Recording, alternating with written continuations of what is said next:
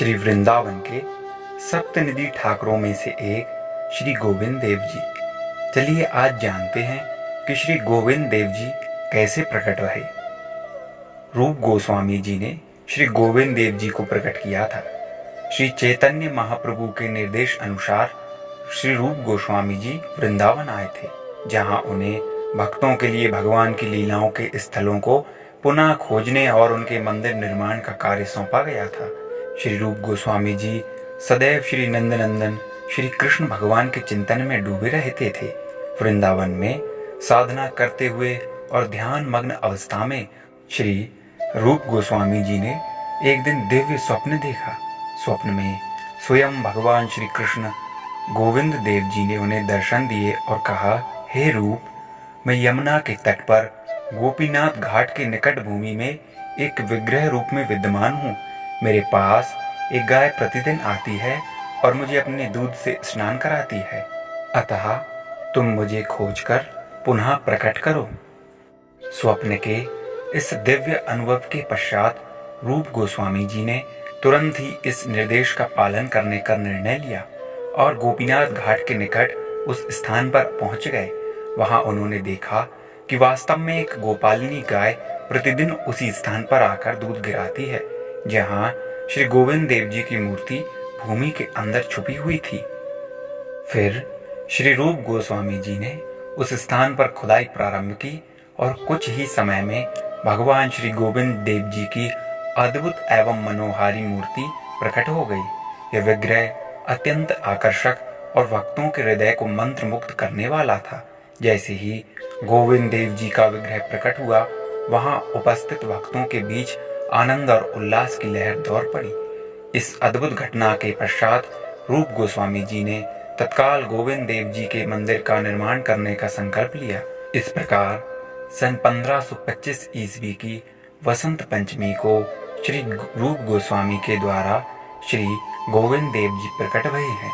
श्री रूप गोस्वामी ने गोमा टीला स्थान से इन्हें उधर्व अवस्था में प्राप्त कर विधि पूर्वक प्रतिष्ठा कर अभिषेक किया। श्री गोविंद देव जी के प्राकट्य की सूचना तुरंत नीलांचल महाप्रभु जी के पास भेजी गई। लोक श्रुति के अनुसार महाप्रभु जी ने एक अष्ट धातु के विग्रह का निर्माण किया।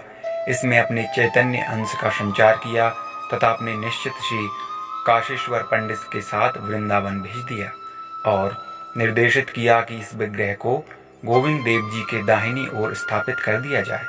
अभिषेक कर इस विग्रह को जो गौर गोविंद के नाम से जाना गया। श्री गोविंद देव जी के दाहिनी ओर प्रतिष्ठापित कर दिया गया। ऐसा विश्वास किया जाता है कि इसके करीब 1 वर्ष के अंतराल में महाप्रभु जी ने हरिनाम संकीर्तन करते हुए जगन्नाथ जी के मंदिर में प्रवेश किया और उन्हीं में लीन हो गए। सन 1633 में राधा रानी गोविंद देव जी के वाम भाग में प्रतिष्ठित हुई। मूर्ति भंजक मुगल शासक औरंगजेब के काल में गोविंद ने वृंदावन से प्रस्थान किया और कालांतर में अंतिम पड़ाव के रूप में जयपुर पधारे।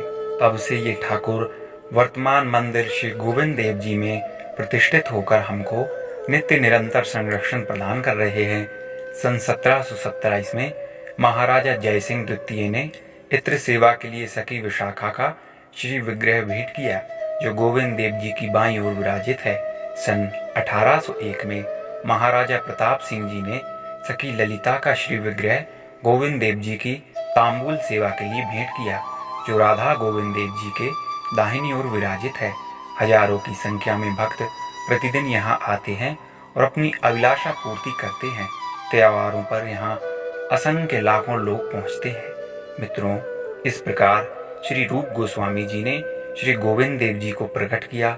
ऐसे श्री गोविंद देव जी प्रकट भये। बाद में मुगल आक्रमणकारियों से ठाकुर जी के श्री विग्रह को बचाने के लिए उन्हें जयपुर भेज दिया गया। ये कहानी थी श्री राधा गोविंद देव जी के प्रकट होने की।